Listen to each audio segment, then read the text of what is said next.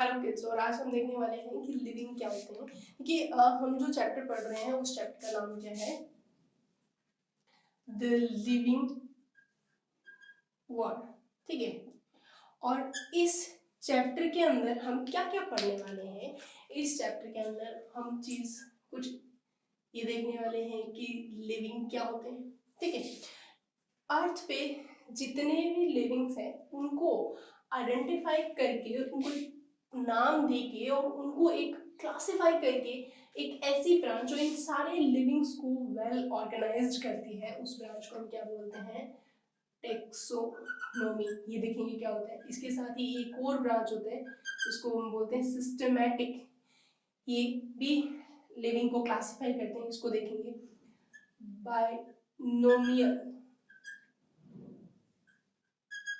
Nomenclature क्या है ये देखेंगे। ठीक है, इसके अलावा हम देखेंगे टेक्सोनोमिकल एड्स क्या होते हैं। ठीक है, तो ये सारे के सारे क्वेश्चन जो है हमारे इस चैप्टर से हमें मिलने वाले हैं। तो इसके अंदर जो फर्स्ट हमारे लिए रहता है वो क्या है, लिविंग क्या है। तो एक चीज देखिए कि द लिविंग वर्ड जो चैप्टर है और ये जो यूनिट है, इसको मैं एक बार फिर से आपको रिकॉल करवा दूं कि इस यूनिट के अंदर हमारा क्या काम है। हमें इस चीज को बहुत अच्छे से समझना है कि अर्थ पे लाइफ आई कैसे। आंसर मिल गया था, एवोल्यूशन प्रोसेस के थ्रू। उस लाइफ को हम स्टडी किसके थ्रू करते हैं, बायोलॉजी के थ्रू करते हैं, बिल्कुल सही।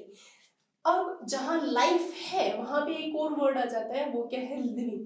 तो नेक्स्ट क्वेश्चन हमारे लिए ये रहता है कि लिविंग क्या है।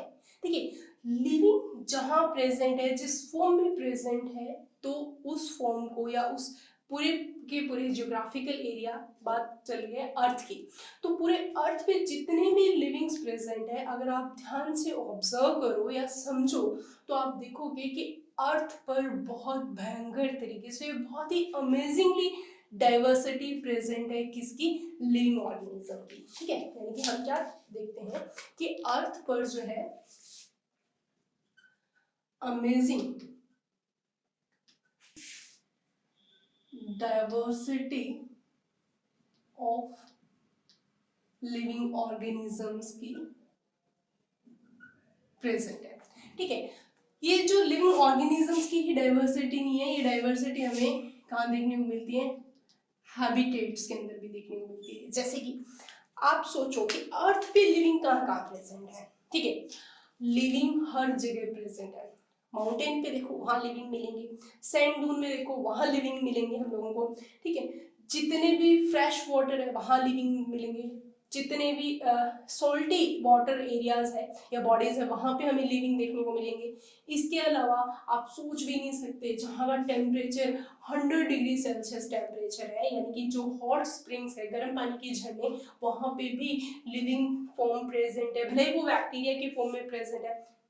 0 डिग्री सेल्सियस टेम्परेचर पे भी लिविंग की प्रेजेंस देखने को मिल रही है। तो एक चीज तो अर्थ पर बहुत ही बड़ी और बहुत ही अमेजिंग वैरायटी प्रेजेंट है लिविंग की।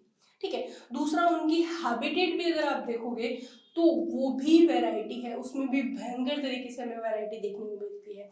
तो पहली चीज तो ये लिविंग है, ये इनके अंदर जो प्रेजेंट लाइफ है, तो एक क्वेश्चन अराइज होता है कि ये लाइफ है क्या, एक्चुअली में लाइफ का मतलब क्या है। ठीक है, लाइफ बनी एवोल्यूशन के थ्रू, बिल्कुल सही बात है, लेकिन इस लाइफ का मतलब क्या है। इस क्वेश्चन के साथ दो क्वेश्चन और जुड़ जाते हैं, एक टेक्निकली क्वेश्चन होता है, एक क्वेश्चन आता है, और एक फिलोसफिकल क्वेश्चन आता है। टेक्निकल क्वेश्चन क्या आता है कि भाई लिविंग और नॉन लिविंग को कैसे पहचानेंगे। सीधी सी बात, what is the difference between a living and non living, यानी कि लिविंग वर्सेस नॉन लिविंग। दूसरा फिलोसफिकल क्वेश्चन इसके ऊपर आता है कि पर्पस क्या है लाइफ का। तो एज ए साइंटिफिक व्यू हम लोग पहले क्वेश्चन को सॉल्व करेंगे, what is the difference between a living and non living, यानी कि लिविंग और नॉन लिविंग को किस तरीके से हम आइडेंटिफाई करेंगे। दूसरा क्वेश्चन जो है वो फिलोसफिकल वैल्यू के साथ है, उसको हम सॉल्व नहीं करेंगे। सो हमारा फर्स्ट, इस चैप्टर का फर्स्ट टारगेट क्या है, लिविंग को आइडेंटिफाई करना। देखो, जो लाइफ है, लाइफ क्या है, लाइफ जो है बहुत ही यूनिक एंड कॉम्प्लेक्स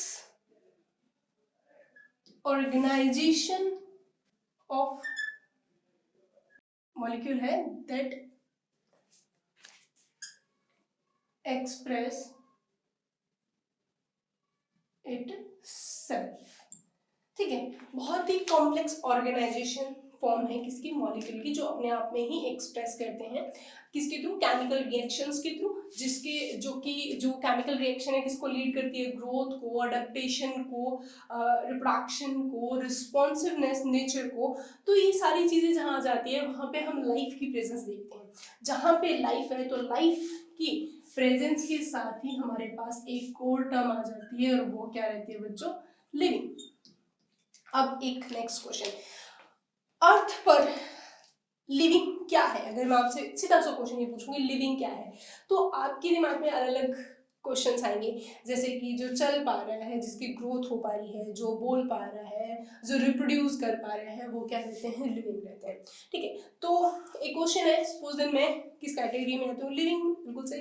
कोई भी अर्थ पे इमॉर्टल तो है नहीं, डेफिनेटली एक पर्टिकुलर लाइफ स्पैन बाद में क्या हो जाएगी, डेथ हो जाएगी। डेथ होने के बाद मैं किस में कंसिडर होंगी, लिविंग या नॉन लिविंग, या फिर एक और तीसरी कैटेगरी आएगी, लिविंग तो नहीं रही क्योंकि डेथ हो चुकी है, तो अब क्या मैं नॉन लिविंग में होंगी, नहीं, वहां पे एक और थर्ड कैटेगरी आती है, वो क्या रहती है, डेथ।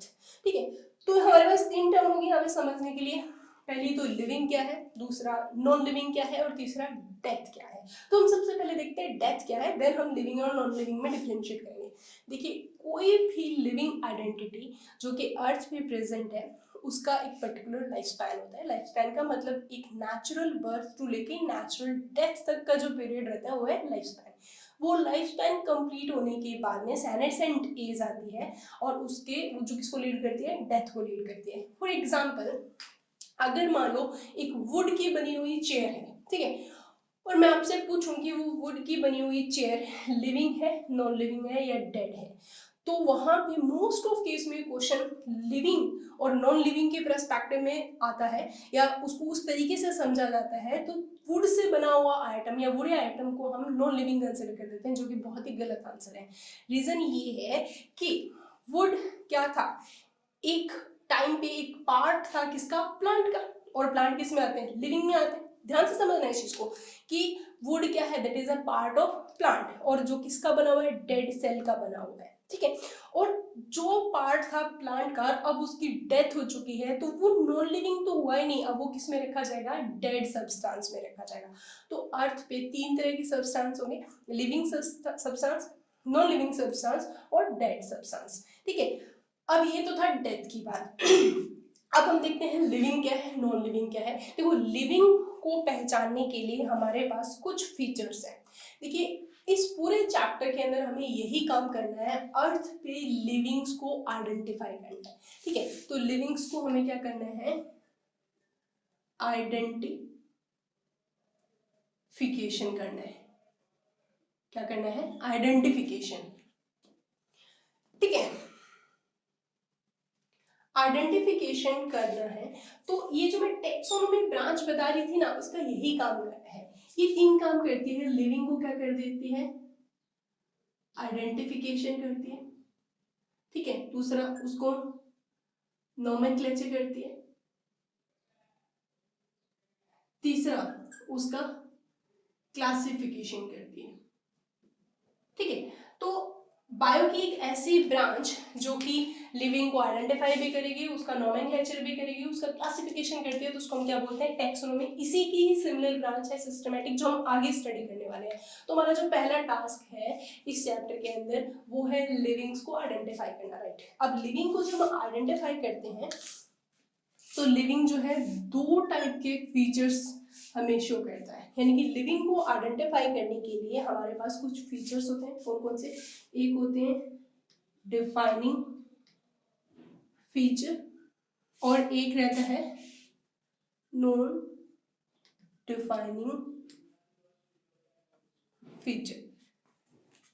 डिफाइनिंग का मतलब क्या है, पहले इस चीज को समझते हैं। डिफाइनिंग का मतलब होता है विदाउट एक्सेप्शन, यानी कि ऐसा फीचर जिसका कोई एक्सेप्शन नहीं हो, उसको हम क्या बोलते हैं, डिफाइनिंग फीचर। तो लिविंग को अर्थ पर आइडेंटिफाई करने के लिए हमारे पास कौन कौन से डिफाइनिंग फीचर्स है वो हम देखते हैं। जो पहला हमारे पास डिफाइनिंग फीचर है वो है मेटाबॉलिज्म, ठीक है। दूसरा जो डिफाइनिंग फीचर है वो है सेलुलर ऑर्गेनाइजेशन। तीसरा जो है वो है कॉन्शियसनेस, ठीक है। वहीं अगर हम नॉन डिफाइनिंग फीचर की बात करें तो वो है ग्रोथ, दूसरा है रिप्रोडक्शन, ठीक है। हम इन सारे के सारे डिफाइनिंग और नॉन डिफाइनिंग फीचर्स को अलग अलग तरीके से समझेंगे, एक एक करके समझेंगे, क्योंकि एक एक फीचर यहाँ पे बहुत इंपॉर्टेंट है।